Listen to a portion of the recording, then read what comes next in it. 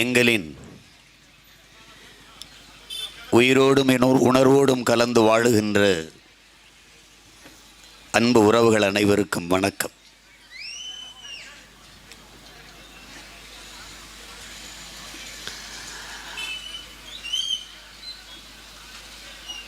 உங்கள் பிள்ளைகள் நாங்கள் முன்வைக்கிற அரசியல் என்பது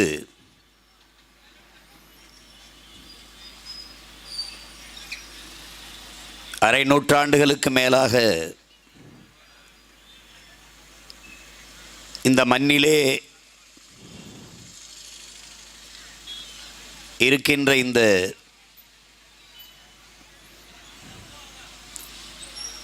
தீய அரசியலை வீழ்த்தி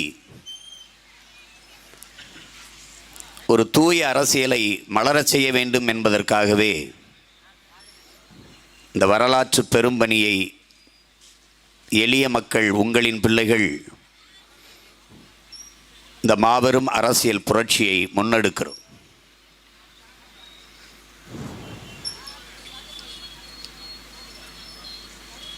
இங்கே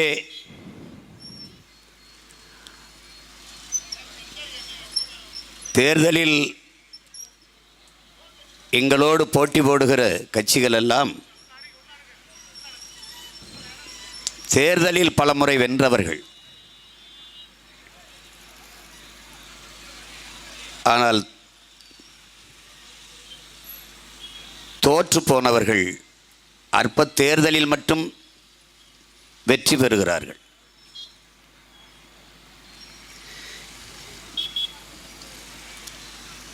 தொலைக்காட்சியில் ஒரு விளம்பரம், ஒரு அம்மா டெட்டாலை போட்டு தொடச்சிக்கிட்டு இருக்கு துணியில். ஒரு சின்ன குழந்தை பையன் வந்து, அம்மா இது என்ன செய்யும்? அது ஒன்றும் செய்யாது. அப்புறம் அந்த பக்கம் போய் துடைக்கும். அம்மா இது என்ன செய்யும்? ஒன்றும் செய்யாது. அதுதான் இந்த கட்சிகள். தேர்தலில் வெல்லும், என்ன செய்யும்? ஒன்றும் செய்யாது. இவர்கள் தோற்று போனவர்களின் உடன் பிறந்தவர்களே, என் அருமை பெற்றோர்களே, தேர்தலில் பல முறை வென்றிருக்கார்கள். ஆனாலும் இவர்கள் தோற்று போனவர்கள். உங்கள் பிள்ளைகள் தேர்தலில் பல முறை தோற்று போனவர்கள், ஆனாலும் வென்றவர்கள். கொண்ட கொள்கையில், கொடுத்த வாக்குறுதியில் சற்றும் தளர்ச்சி இல்லாமல் தொடர்ந்து அதே நிலையில் நின்றவர்கள். அவர்கள் அற்ப தேர்தலில் மட்டும் வென்றவர்கள், பலமுறை தோற்றவர்கள். எப்படி தோற்றார்கள்? சேலத்திலே உள்ளரங்கிலே டாஸ்மாக் கடையிலே ஊழியர்கள், சேல்ஸ்மேன்கள் அவர்களெல்லாம் அழைத்து வைத்து, இந்த சாராய விற்பனை மேலாளர் 20 விழுக்காடு டாஸ்மாக் சரக்கு வியாபாரம் குறைந்திருக்கிறதே, அதற்கு என்ன காரணம்? எவ்வளவு அவசியமான அவசர கூட்டம், எவ்வளவு தேவையான ஆய்வு என்பதை அறிவார்ந்த தமிழ் சமூக தம்பி தங்கைகள், என் அருமை பெற்றோர்கள் சிந்திச்சு பார்க்கணும். அரசு பள்ளிக்கு படிக்க வருகிற மாணவர்களின் எண்ணிக்கை, மாணவிகளின் எண்ணிக்கை ஏன் குறைகிறது? எதனால் குறைகிறது? அவர்களின் வருகையை அதிகப்படுத்த என்ன செய்யலாம்? தனியார் பள்ளிகளின், தனியார் கல்லூரிகளின் கல்வித்தரம் உயர்ந்ததாக இருக்கிறது. அரசு நடத்துகிற பள்ளி கல்லூரிகளின் தரம் குறைவாக இருக்கிறது.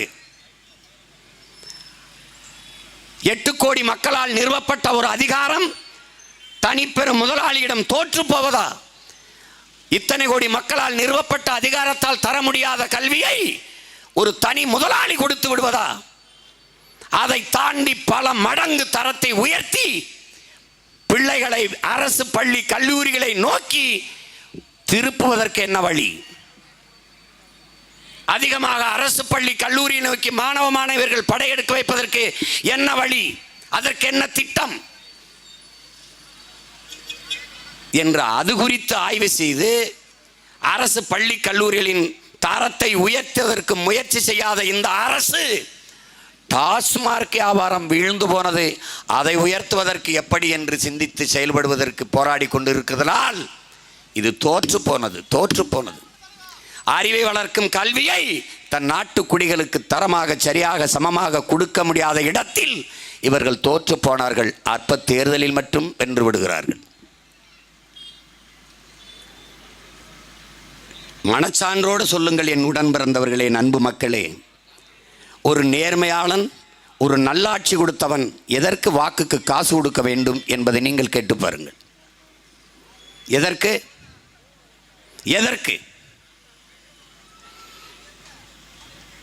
நான் நல்லாட்சி கொடுத்திருந்தால், மக்களின் நன்மதிப்பை பெற்றிருந்தால் அவர்கள் எனக்கு வாக்கு தருவார்கள் என்கிற நம்பிக்கையற்று போவது ஏன்? தோற்று போனார்கள். நல்ல ஆட்சி தர முடியவில்லை, தோற்று போனார்கள். ஒரு நாட்டின் குடிகளுக்கு அதிகமாக பணம் எதற்கு தேவைப்படுகிறது? பிள்ளைகளை படிக்க வைக்க. உடல்நிலை சரியில்லை என்றால் மருத்துவம் பெற்றுக்கொள்வதற்கு, மருத்துவத்திற்கும் கல்விக்கும் தான் அதிகமாக நாட்டு மக்கள் பணத்தை செலவு செய்கிறார்கள். இது இரண்டையும் சரியாக சமமாக தரமாக கொடுத்து விட்டால் மக்களுக்கான பணத்தின் தேவை குறைந்துவிடும்.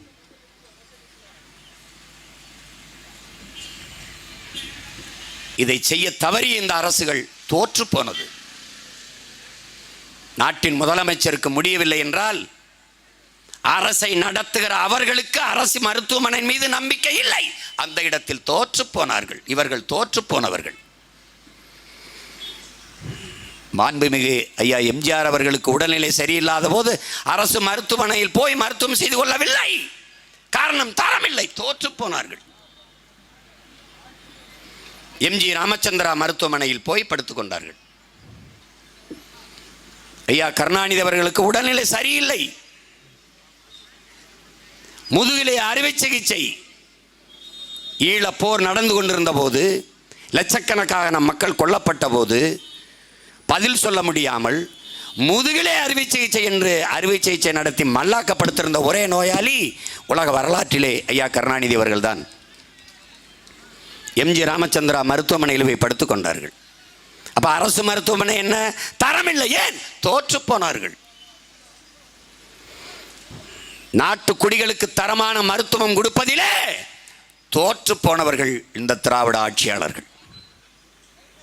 தேர்தலில் மட்டும் வென்று விடுவார்கள். அற்ப தேர்தலில் மட்டும்.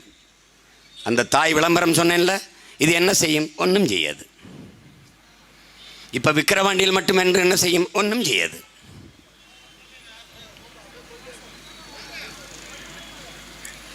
உயிரை காக்கும் மருத்துவத்தை தன் நாட்டு குடிகளுக்கு தரமாக சரியாக சமமாக கொடுக்க முடியாமல் இந்த அரசுகள் தோற்று போய்விட்டது. இவர்கள் தோற்று போனவர்கள். அவ்வப்போது தேர்தலில் மட்டும் வெற்றி பெறுவார்கள். கச்சத்தீவை அம்மையார் இந்திரா காந்தி எடுத்து கொடுக்கிற போது, இது தமிழனுடைய உரிமை, தமிழனுடைய நிலம், என் மீனவ சொந்தங்களின் வாழ்வாதாரம் பறிக்கப்படும், கச்சத்தீவு அவனுக்கென்றால் கடல் தூரம் அவனுக்கு அதிகமாக இருக்கும், கச்சத்தீவு எங்களுக்கென்றால் கடல் தூரம் எங்களுக்கு அதிகமாக இருக்கும், அதை கொடுக்கக்கூடாது என்று வாதிட்டு கச்சத்தீவை கொடுக்க விடாமல் தடுக்க வேண்டிய இடத்தில் இவர்கள் தோற்று போனார்கள். பிறகு ஒவ்வொரு தேர்தலிலும் கச்சத்தீவை மீட்க போராடுவோம் போராடுவோம் போராடுவோம் என்று வெற்று பசப்பு அறிக்கைகளை கொடுத்து நீர்த்து போனார்கள். அவ்விடத்தை அவர்கள் தோற்று போனார்கள். அவ்வப்போது தேர்தலில் மட்டும் வென்று விடுவார்கள். இவர்கள் கொடுத்த ஒவ்வொரு வாக்குறுதியையும் பாருங்கள். இந்த தேர்தலின் போது 2021 தேர்தலின் போது இந்த திராவிட முன்னேற்ற கழகத்தின் கட்சிக்காரர்கள், குறிப்பாக தம்பி உதயநிதி போன்றவர்கள், கூட்டுறவு வங்கியிலே நீங்கள் கடன் பெற்றிருந்தால் அந்த கடனை நாங்கள் ஆட்சிக்கு வந்த பிறகு தள்ளுபடி செய்வோம் சொன்னார்கள். நகையை அடமானம் வைத்திருந்தால் அதை திருப்பி தருவோம் சொன்னார்கள். நகை இருந்தால் அடமானம் வைத்து கடன் பெற்றுக் கொள்ளுங்கள், வந்தவுடனே அந்த நகை கடனை தள்ளுபடி செய்வோம் வாக்குறுதி தந்தார்கள். என்ன நடந்தது? என்ன நடந்தது? இவர்கள் பேச்சை கேட்டு வீட்டில் இருந்த நகையை அடமான வைத்தவன் திருப்ப முடியவில்லை. ஆட்சிக்கு வந்த பிறகு சொன்னார்கள், பல பேர் நகையை வைக்காமல் வெறும் பெட்டியை கொடுத்து கடன் பெற்றுக் கொண்டு போயிருக்கிறார்கள். அவர்கள் கடனை எப்படி தள்ளுபடி செய்வது என்று ஆட்சிக்கு வந்த பிறகு சொன்னார்கள். அதையும் நீங்கள் நம்பிக்கொண்டு இன்னும் அவர்களுக்கு வாக்கு செலுத்தி கொண்டிருக்கிறீர்கள். வெறும் பெட்டியை, உள்ளே நகை இல்லாமல் வெறும் பெட்டியை அந்த வங்கி மேலாளரிடத்தில் கொடுத்து கடனை பெற்றிருக்கிறான் என்றால் நீங்கள் யோசிச்சு பாருங்க. கடன் பெற வருகிறவன் முகவரி கொடுத்திருப்பான், எந்த ஊர் எல்லாம் சொல்லியிருப்பான். வெறும் பெட்டியை கொடுக்கும்போது அந்த மேலாளர் திறந்து பார்த்து நகையை எடை போட்டு இது எத்தனை கிலோ, அதுக்கு எவ்வளவு கடன் கொடுக்கலாம் என்று தெரியாமல் கடன் கொடுத்தாரா? அப்போது நிர்வாகத்தில் இருந்த அந்த நிர்வாகி யார்? அந்த மேனேஜர் யார்? அவர் எப்படி கடன் கொடுத்தார்? அப்படி வெறும் பெட்டியை வாங்கி வைத்துக்கொண்டு நகையே இல்லாத கடன் கொடுத்த அந்த மேலாளர் மீது நடவடிக்கை இருக்கிறதா? இல்லை கடன் வெறும் பெட்டியை கொடுத்து கடன் பெற்றவன் யார்? அவன் முகவரி இருக்குமே, அவன் மீது ஏதாவது நடவடிக்கை இருக்கிறதா?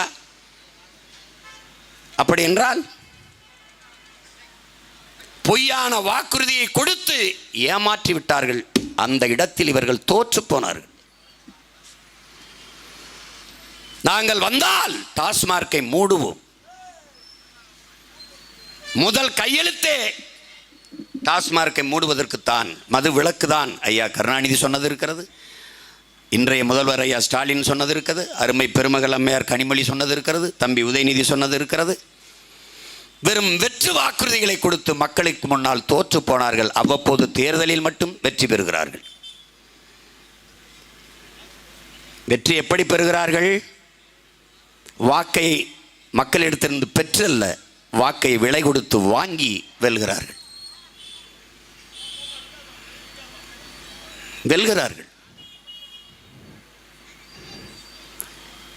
என் அன்பு சொந்தங்களே, எங்கள் தலைவர் எங்களுக்கு கற்பித்தார், நாம் சாகலாம், சாதாரணமானவர்கள், ஆனால் சத்தியம் செத்ததாக சரித்திரத்தில் செய்தி இல்லை. நாம் சத்தியத்தின் மக்கள், ஒரு நாள் வெல்லுவோம். சத்தியம் தோற்று போனதாக சரித்திரத்தில் செய்தி இல்லை. உண்மை உறங்கும், ஆனால் ஒருபோதும் மரணித்து விடாது. நாங்கள் உண்மையின் பிள்ளைகள். இது தற்கால தோல்விதான். தற்கால தோல்விக்காக நிரந்தர வெற்றியை இழக்க உங்கள் பிள்ளைகள் தயாராக இல்லை. அதனால்தான் தொடர்ந்து தோற்றாலும் துணிவோடு களத்திலே நிற்க காரணம் அதுதான். எளிதில் வென்றவனின் இதயம் மலரினும் மெல்லிதாக இருக்கும். தோற்று தோற்று வெற்றி பெறுபவரின் இதயம் இரும்பை விட கடினமாக இருக்குங்கிறான். வெற்றியின் அருமை தொடர்ந்து தோற்று வென்றவனுக்குத்தான் தெரியும். ஆல்வா எடிசனிடத்திலே கேட்கிறார்கள், நான் 100 முறை வென்று ஒரு முறை தோற்றவன் அல்ல, 1000 முறை தோற்று ஒரு முறை வென்றவன் ஆல்வா எடிசன். எனக்குத்தான் வெற்றியின் அருமை தெரியுங்கிறான். நாங்கள் தோற்று போகவில்லை என் உடன் பிறந்தவர்களே, நாங்கள் வெற்றியை துரத்தி கொண்டிருக்கிறோம். 1 கிலோமீட்டர் தூரம்தான். இவ்வளவு தூரம் விரட்டி வந்து விட்ட நாங்கள் வெற்றியை தொட்டு தூக்குவதற்கு ரொம்ப நாள் ஆகிவிடாது. தோல்வியே சொல்கிறது, என்னை தொட்டுவிட்டு போனவன் வரலாற்றில் தோற்றதாக செய்தி இல்லை என்று. தோல்விதான் வெற்றியை பிரசவிக்கும் தாய். எங்களுக்கு தோல்வி தோல்வி அல்ல, படிப்பினை, பயிற்சி. தோற்ற பிள்ளைகள் போல என் பிள்ளைகள், என் தம்பி தங்கைகள் பேசுகிறார்களா? பார்த்தீர்களா? பல ஆண்டுகள் அதிகாரத்தில் இருந்த திமிரோடு பேசுவார்கள். அதிகாரத்தில் இருக்கிறவர்கள் எங்களை எதிர்கொண்டு பேச துணிவு இருக்கிறதா? பயந்து ஓடுவார்கள். ஏன்? அவர்கள் தோற்று போனவர்கள். எந்த கேள்விக்கு எங்களிடத்தில் பதில் இருக்கிறது அவர்களிடத்தில்? எங்கள் கேள்விக்கு எந்த இடத்தில்?